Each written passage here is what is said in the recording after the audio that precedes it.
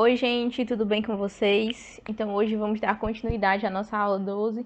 Peço desculpas pela demora em postar essa aula, mas eu tive alguns problemas técnicos com o meu computador.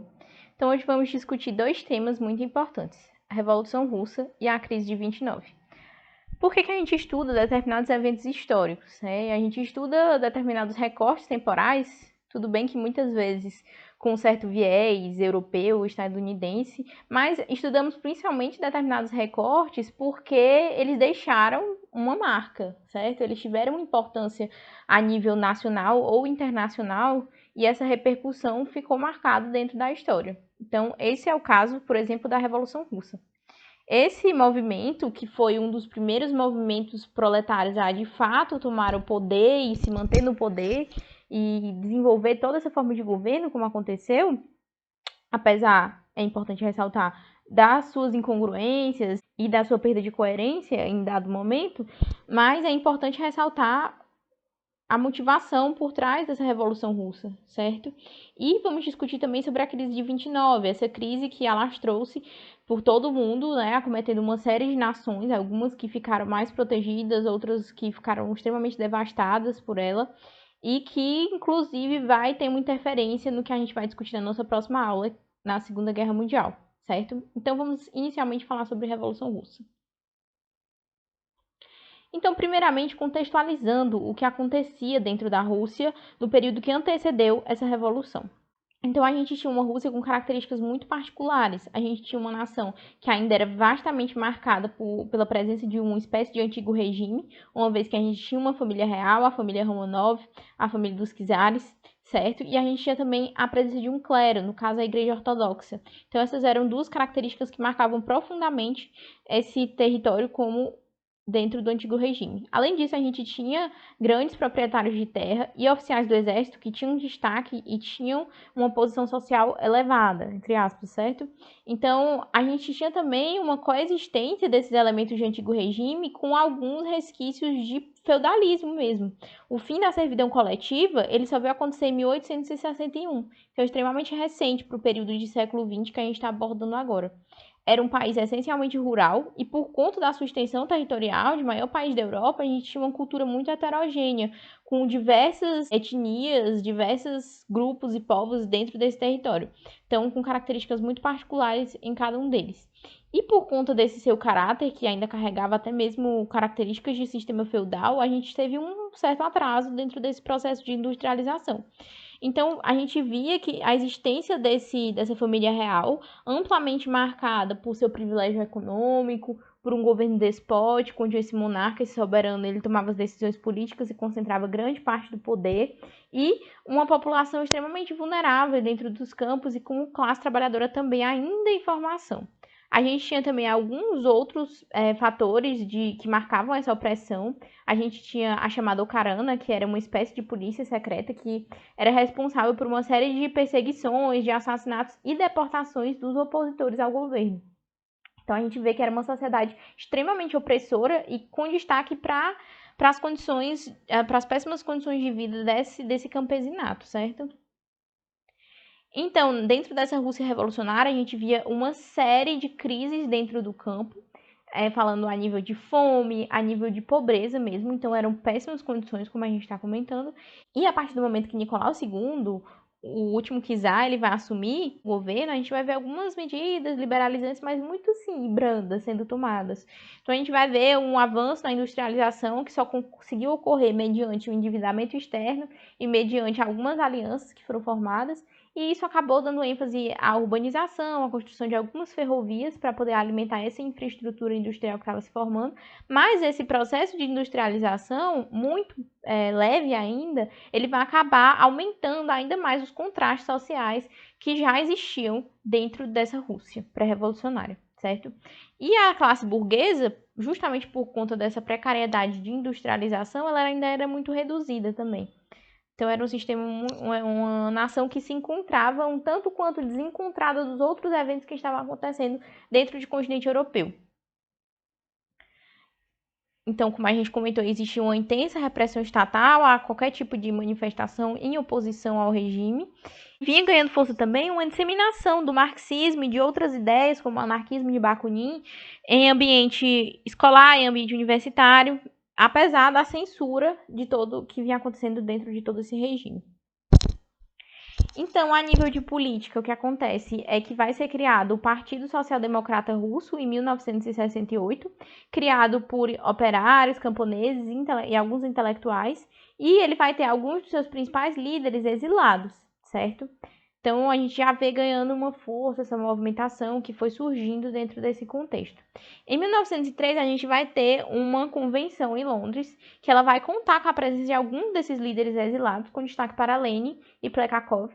E a gente vai ter um ambiente um tanto quanto heterogêneo, porque dentro dessa convenção a gente vai ver o surgimento de dois grupos, né, que vão estar ali debatendo sobre de que forma que deveria ser conduzida essa revolução.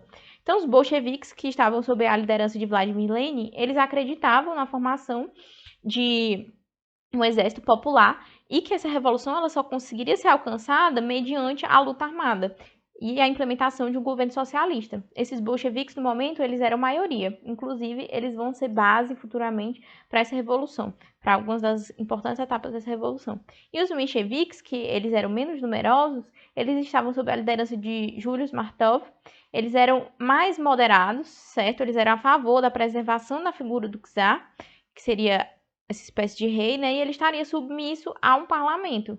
E eles também eram a favor de uma revolução sem confrontos, que deveria acontecer por meio de alianças e acordos, culminando com eleições democráticas.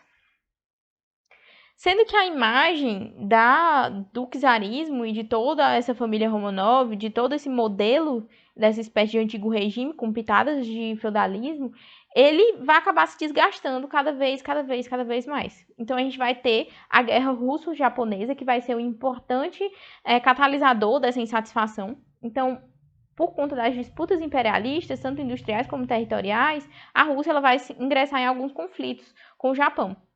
Conflitos esses principalmente pela Coreia e na Guerra da Manchúria. E os interesses eram, principalmente na região da Manchúria, por carvão e ferro e por alguns entrepostos comerciais. Tudo dentro daquele contexto de imperialismo. Claro que por conta da sua industrialização ainda muito jovem, de uma forma menos intensa do que vem acontecendo com outras nações europeias.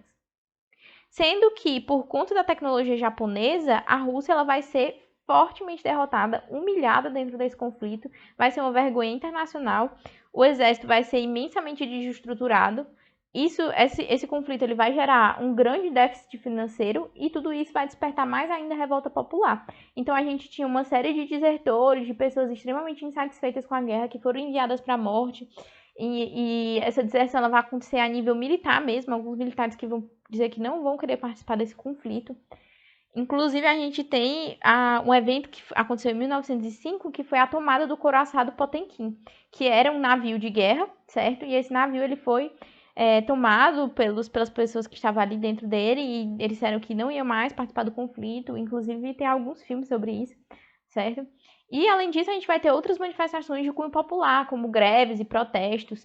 E vai ter um evento que vai ser extremamente marcante, certo? Que vai ser mais um desses estopins, que vai ser o chamado Domingo Sangrento. Então, o que acontece é que a população ela queria tinha interesse em levar um manifesto, em se reunir com o czar para mostrar algumas demandas, algumas necessidades e falar sobre algumas insatisfações. E eles fizeram uma passeata pacífica na frente do palácio.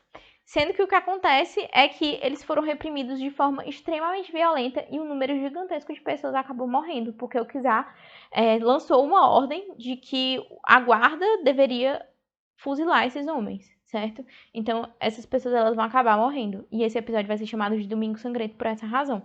Então, vai ser mais um dos estopins, mais um dos eventos que vai trazer de forma tão marcante essa insatisfação popular. Então, aqui a gente vê a foto do encouraçado Potemkin. E aqui as forças militares, né, reprimindo na frente do Palácio de Inverno, por ordem desses monarcas russos, a população.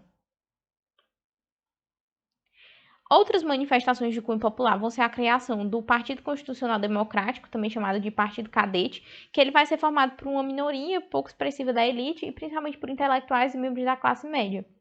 E esse partido ele vai acabar pressionando ainda mais esse czar, Nicolau II, e ele vai ser meio que obrigado, né, por conta de todas essas pressões, a fazer mais algumas reformas liberalizantes. Então ele vai criar uma espécie de Assembleia Constituinte, um futuro Congresso Nacional, para tentar fingir, né, demonstrar que ele estava cedendo ali de alguma forma, mas o que acontece é que na prática o poder ele ainda ficava muito concentrado nas mãos desse czar, certo? E nesse contexto também vão ser criados os chamados sovietes, que eram uma espécie de conselhos, certo? De grupos de operários, camponeses e soldados de cunho fortemente popular, que vão formar depois a base dos movimentos, certo? E eles vão ser criados para discutir e decidir os rumos dessa revolução que está prestes a acontecer.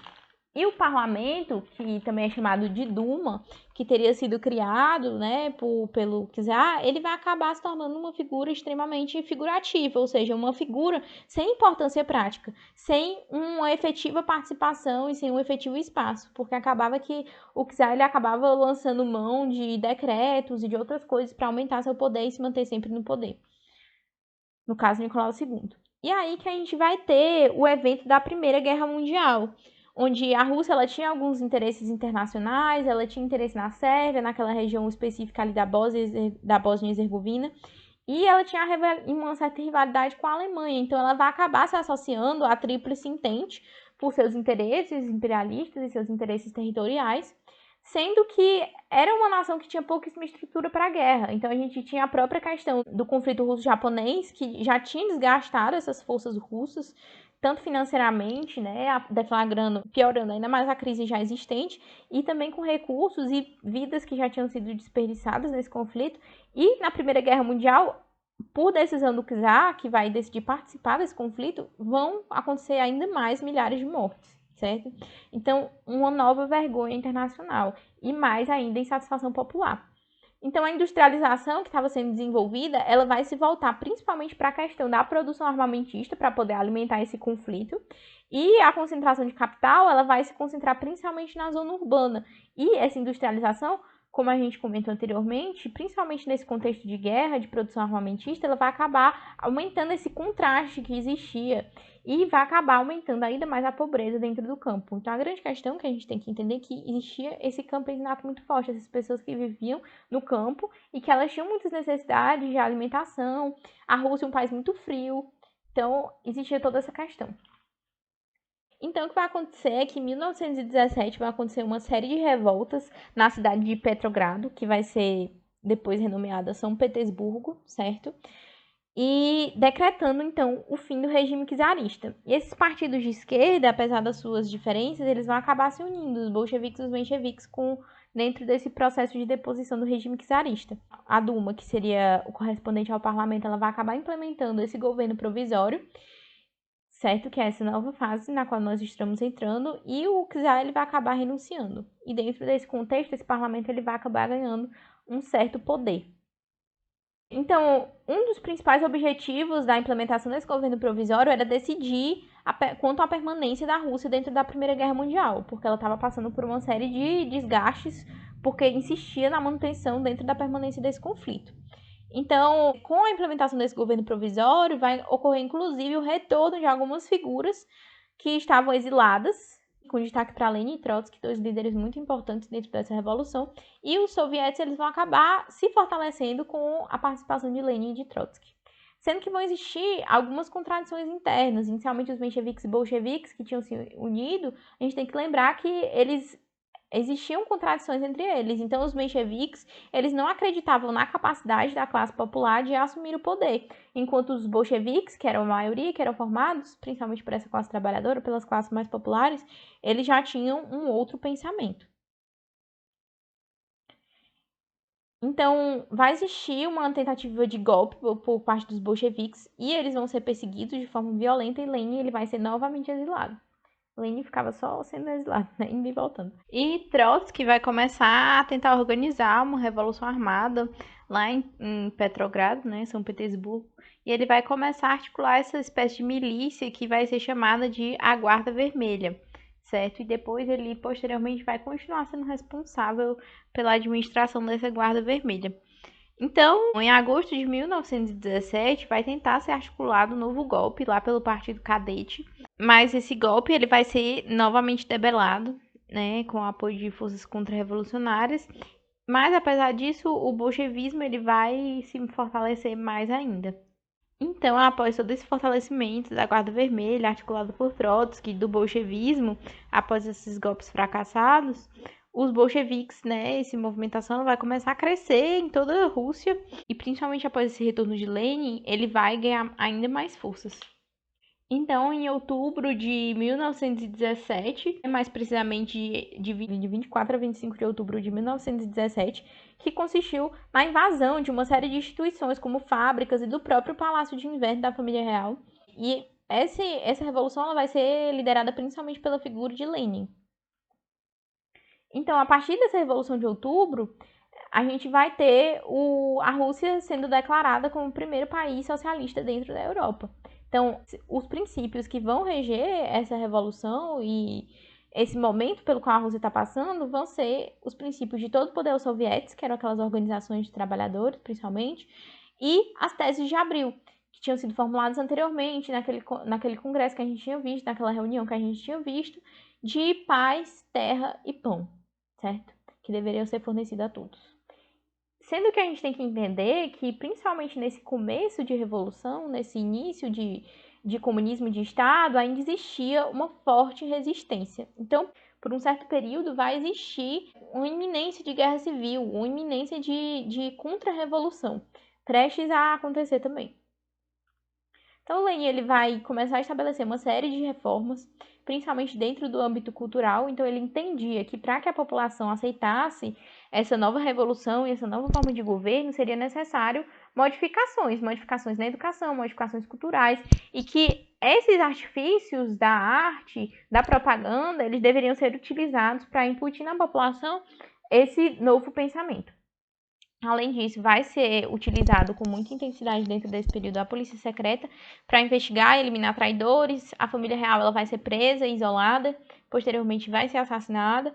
A Okhrana, que era aquela polícia secreta, vai ser reestruturada e o Exército Vermelho, principalmente sob a liderança de Trotsky, também vai ser reestruturado. Então vai se fortalecer uma imagem muito populista e vai ser criado um comissariado do povo, onde o povo teria mais acesso à participação nessas decisões e poderia opinar de alguma forma. Com relação à economia, o que acontece é que foi incentivado nesse período a nacionalização de bancos, de indústrias e a implementação de uma ampla reforma agrária também ocorreu.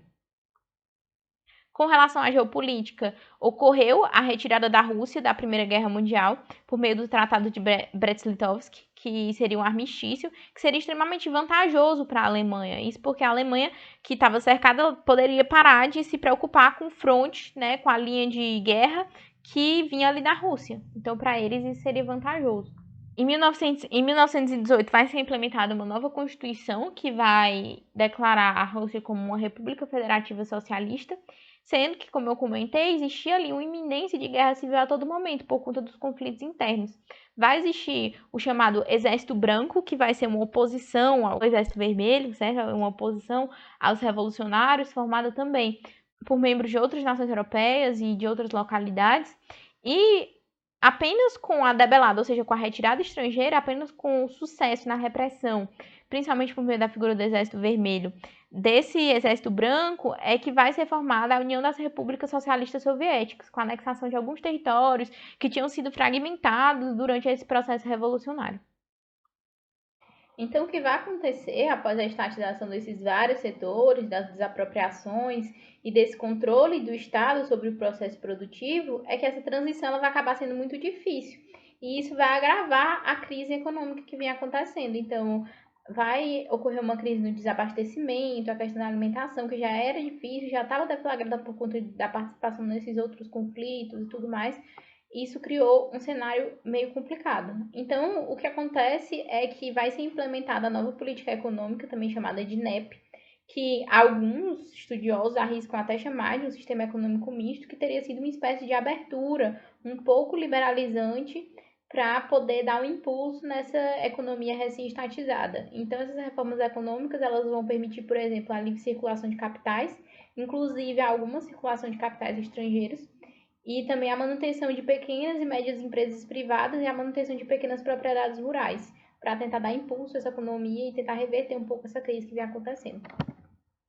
Então, como resultado, vai ocorrer uma certa dinamização na economia e um fortalecimento da industrialização e da agricultura. Entretanto, Lenin ele vai vir a falecer em 1924 e isso vai acarretar uma interrupção desse processo de recuperação.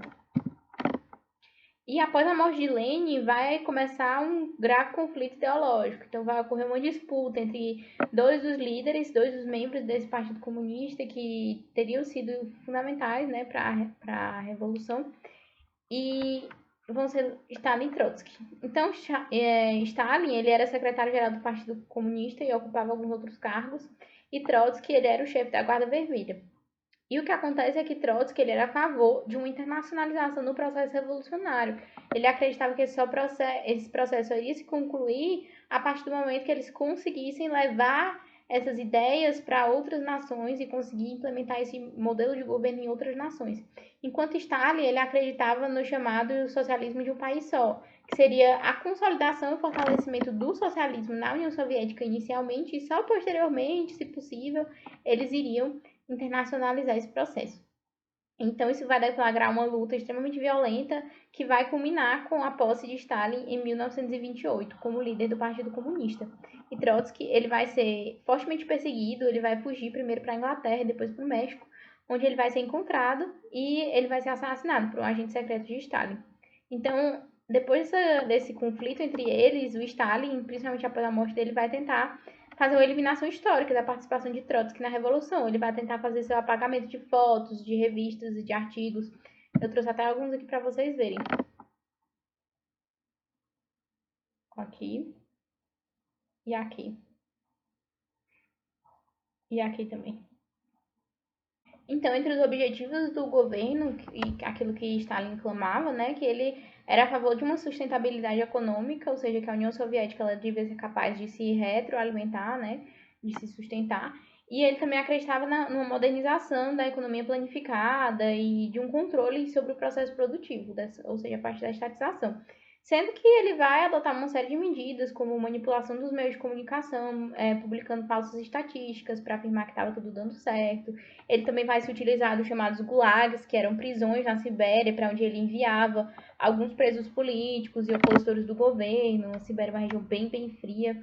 E ele vai acabar se utilizando essas medidas. E vão ocorrer alguns episódios bem marcantes, como um período em que houve uma grande falta de alimento na Ucrânia e morreram milhões de pessoas.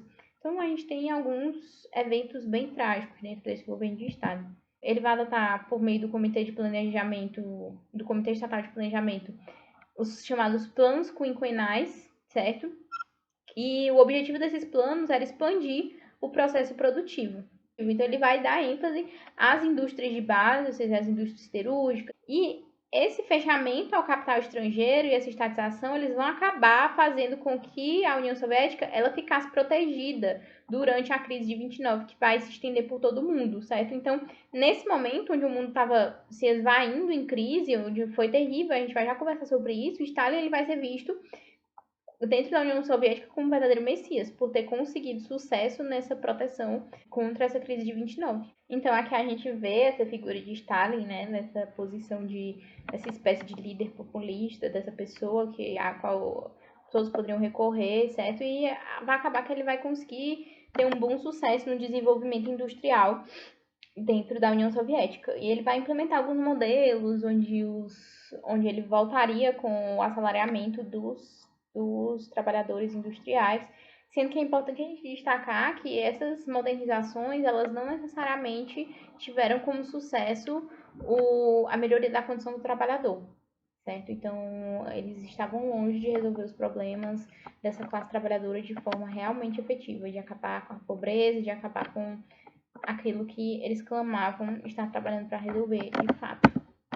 Então, na Segunda Guerra Mundial, vai haver toda uma modificação da indústria, né? A indústria ela vai acabar se voltando para a produção armamentista, assim como aconteceu na Primeira Guerra Mundial. E o governo ele vai adotar um caráter extremamente elitista, então a gente vai ter uma elite estatal. E o PCU, que era o Partido Comunista da União Soviética, ele vai acabar sendo marcado por essa cúpula, essa alta cúpula, que acaba tomando as decisões e gozava de alguns privilégios, inclusive. Então, esse caráter de repressão ele vai acabar sendo muito marcante dentro desse fim do governo de Stalin, que vai durar até a década de 50 com a sua morte. É importante destacar que a participação na Rússia na Segunda Guerra Mundial ela foi marcada por uma série de polêmicas, certo? A gente teve muitas mortes. Nós vamos discutir mais isso dentro da nossa aula de Segunda Guerra Mundial. Mas Stalin, como líder de Estado e de guerra, ele adotou algumas medidas polêmicas também, certo? Então, a gente vai entrar numa crise do marxismo russo após a morte de Stalin, com a adoção de novos processos, principalmente após a sua morte. E vários dos seus crimes, várias das atrocidades, das problemáticas dentro do governo de Stalin, elas vão ser reveladas também após a sua morte. Então, essa desestalinização na União Soviética, ela vai ocorrer, principalmente na figura de Nikita Khrushchev, que vai assumir após a sua morte, e vai começar a acontecer uma espécie de desburocratização interna, ou seja, todo aquele maquinário do PCU ele vai acabar sendo modificado um pouco. E vai ocorrer, então, uma tentativa de refazer os caminhos do socialismo de uma forma diferente daquilo que vem acontecendo dentro do governo de Stalin, tá certo? E agora vamos falar um pouco mais sobre a crise de 29. O que aconteceu com os Estados Unidos na Primeira Guerra Mundial?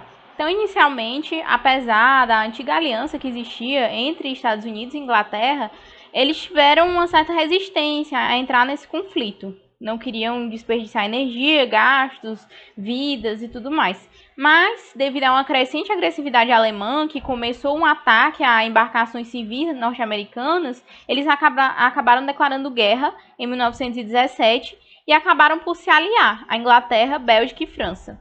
E quais que foram as principais medidas e as participações dos Estados Unidos?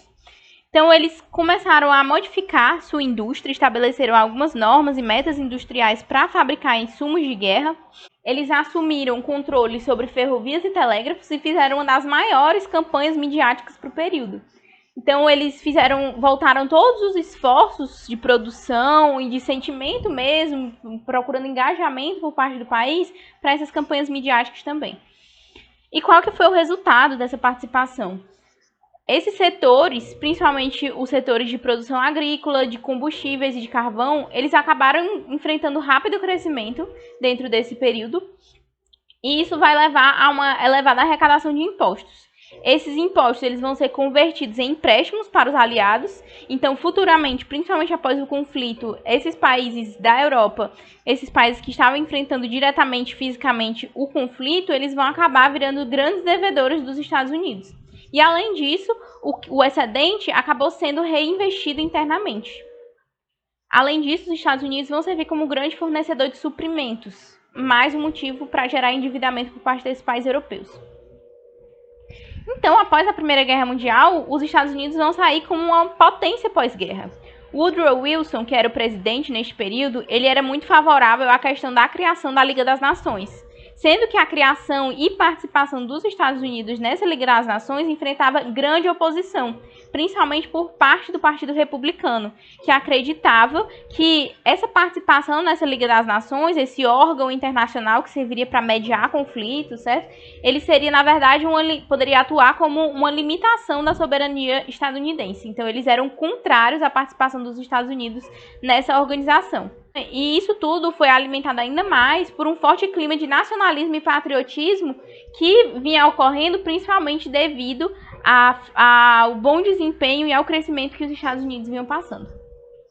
Então acaba que Woodrow Wilson vai adoecer, vai enfrentar um quadro de paralisia, e o Partido Democrata, que era o seu partido sozinho, sem a sua participação, não tinha poder suficiente para a aprovação desse ingresso. Então a não adesão dos Estados Unidos nesse primeiro momento, ele vai acabar levando a um fracasso dessa Liga das Nações, uma vez que os Estados Unidos eram das principais potências mundiais nesse período. Então, isso vai dar início a uma política de isolamento, uma série de práticas que vão acabar deixando os Estados Unidos num contexto muito particular, distante daquilo que vem acontecendo no restante do mundo. os Estados Unidos vão lançar a mão de várias leis tarifárias, ou seja, de políticas protecionistas para proteger o mercado interno, evitar importações, certo? Construindo um muro contra essas importações, e a Europa ela vai figurar como uma grande devedora após esse conflito, uma vez que ela vai ter que pagar aquilo que foi dado de empréstimo, aquilo que foi consumido durante a Primeira Guerra Mundial. Então, nos anos 20, a gente vai ter um grande clima de prosperidade nos Estados Unidos. O governo republicano, ele acreditava principalmente na não interferência, era um governo puramente liberal, então ele acreditava no afastamento da esfera econômica, da não intervenção estatal.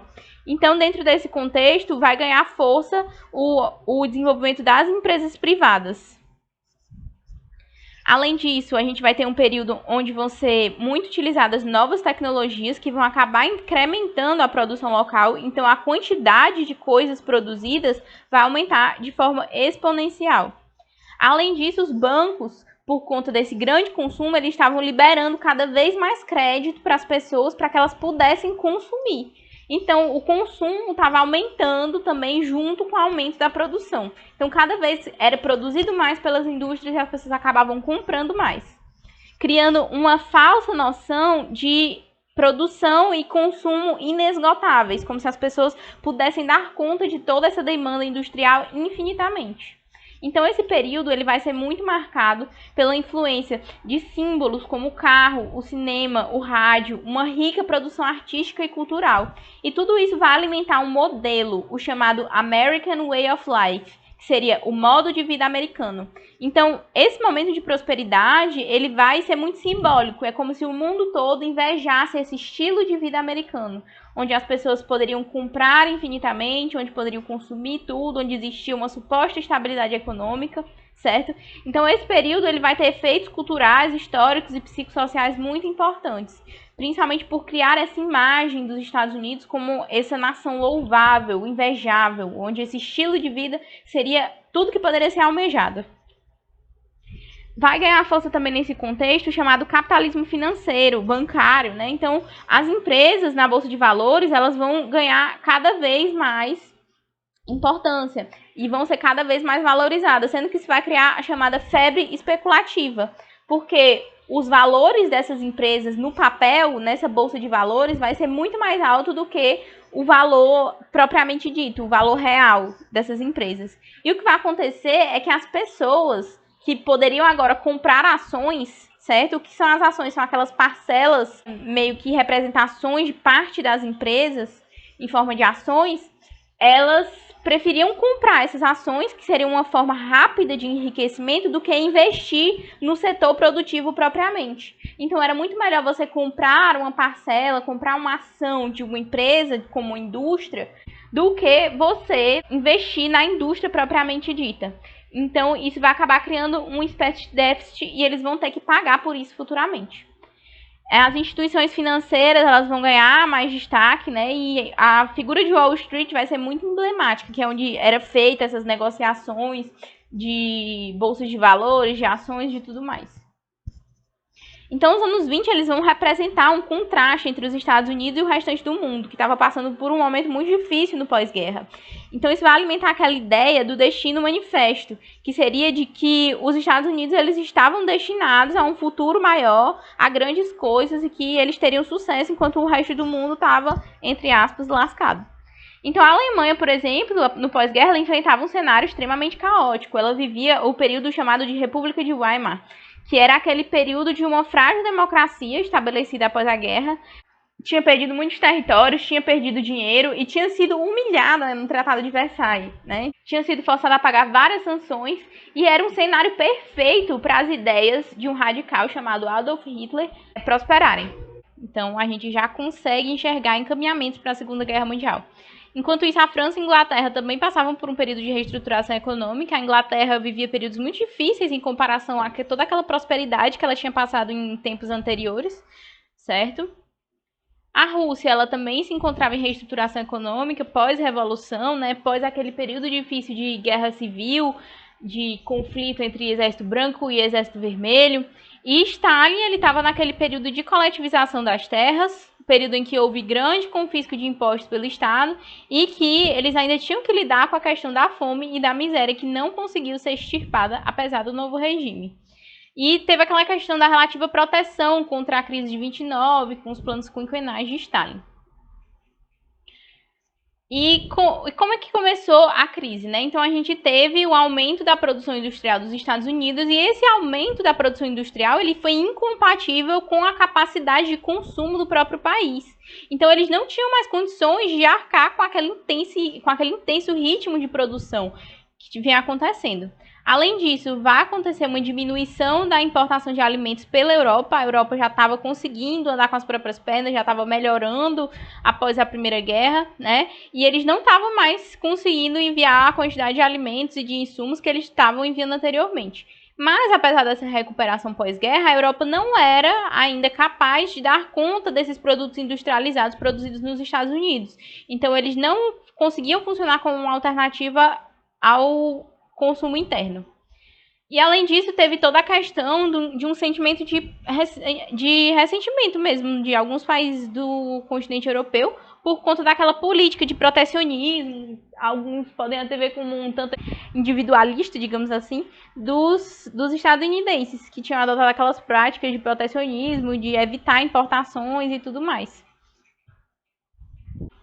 Então a gente teve um desencadeante também, que foi a questão da incompatibilidade. O preço dos alimentos e dos produtos agrícolas ele começou a cair vertiginosamente, sendo que o valor da maquinaria agrícola, o valor da manutenção dessas máquinas agrícolas, ele começou a aumentar. Então, o que vai acontecer é que vários pequenos produtores vão ser levados à falência, vão ter suas terras tomadas, porque eles não conseguiam mais dar conta dessa manutenção, desse maquinário agrícola, devido à queda nos preços dos alimentos. Então, eles não conseguiam vender por um bom preço seus produtos agrícolas e eles tinham que arcar com esse outro lado da produção. E, além disso, a gente vai ter a famosa quebra da Bolsa de Valores. A Bolsa de Valores de Nova York, que vai quebrar no dia 29 de outubro de 1929. Então, o que acontece é que os preços das mercadorias, os preços das empresas, eles eram mantidos artificialmente por mera especulação com valores muito altos. Então, as pessoas compravam aquelas parcelas das empresas, né? Que o que é a ação? É justamente essa parcela, essa porção do capital da empresa. Então, o que vai acontecer é que vai existir uma diferença entre o preço real das coisas e o preço das ações, desses títulos, desses papéis que essas pessoas estavam comprando. E o preço desses produtos ele vai começar a cair. Vai cair, e as ações lá em cima, sendo mantidas a preços artificiais, até que vai chegar um dia em que várias grandes empresas vão ter suas ações caindo mais de 200 pontos, vão cair vertiginosamente, e isso vai levar à queda da Bolsa de Valores. Então, essa falência, né, dentro do mercado financeiro, ela vai levar à falência em diversos setores da sociedade, como estabelecimentos bancários, empresas, indústrias, tudo isso conduzindo a um endividamento maciço. A construção civil ela também vai ser paralisada e por conta de todo esse desemprego, desse déficit financeiro, a arrecadação de impostos pelo governo ela vai cair também vertiginosamente.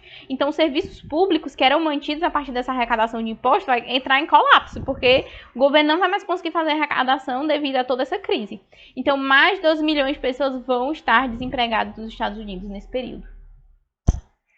Herbert Hoover, que era o presidente dos Estados Unidos na época, ele era um republicano e liberal, então ele era totalmente contra qualquer tipo de intervenção do Estado na economia. Ele acreditava que devia se dar o tempo necessário para a economia se autorregular, né, aquela questão da autorregulação no mercado, e ele vai dizer que não era para ele fazer, que não era para ter essa intervenção e tal. E existia muito nesse período a questão da mística, né, de todo o medo que existia sobre a ideia do comunismo, que seria esse monstro, né, e as ideias do marxismo, elas estavam se popularizando, principalmente após a Revolução Russa, por outras regiões, inclusive em alguns lugares dos Estados Unidos, essas ideias começavam a chegar. Então, esse medo dos Reds, né, que eram os vermelhos, ou seja, dos comunistas, ele estava presente. Então, existia toda essa ficção, né, e os Estados Unidos, principalmente após a Segunda Guerra Mundial, vão entrar muito nessa noia durante o período da Guerra Fria. Então, ele também tinha um compromisso muito ligado às classes mais abastadas e conservadoras, muito ligado a esse liberalismo econômico. Então, o que vai acontecer é que vai surgir a figura de Franklin Roosevelt, certo? Que é o grande implementador do New Deal.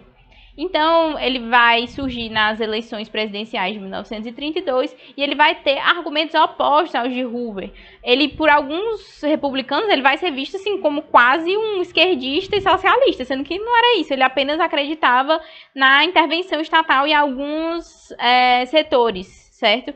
Então, ele acreditava que devia existir por parte do Estado uma regulamentação das relações de trabalho e do capital.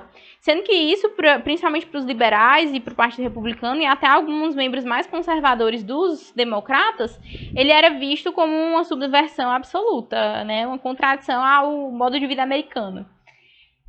Alguns do Partido Democrata, eles diziam mesmo que ele tinha um ênfase excessivo no social, que, enfim, ele extrapolaria, né, essa ênfase no social, mas ele vai acabar sendo escolhido como candidato à presidência do Partido Democrata e ele vai acabar vencendo essas eleições.